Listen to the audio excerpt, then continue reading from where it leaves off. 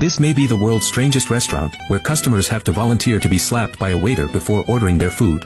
This is a special stress-relieving service introduced by a Japanese restaurant, and it does sound a bit unbelievable. At the beginning, the owner's wife, in order to save the imminent closure of the restaurant, came up with this strange marketing gimmick, but she did not expect the slapping service was launched to experience the increase in the number of customers. With a business mind, the owner's wife will also be upgraded several times in a row service.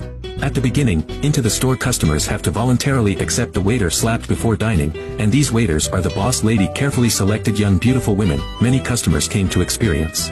This service is very new to everyone, and when someone is slapped, other onlookers will take pictures and cheer.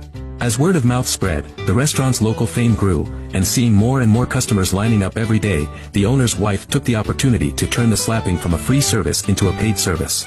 You want to come here to eat, not only to pay for food and drink, but also pay the cost of slapping, a charge of about 25 yuan. If you want to specify the favorite beauty slapping, need to add an additional 5 yuan to pay.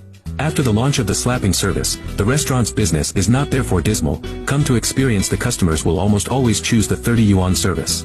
What the boss did not expect is to come here are not all male customers. Every day will also meet many female customers voluntarily come here to be slapped. After the fan, they will show a relaxed expression of relief, as if the pressure of work and family in the moment disappeared far away. At this time, the boss's wife had a bright idea. This service is up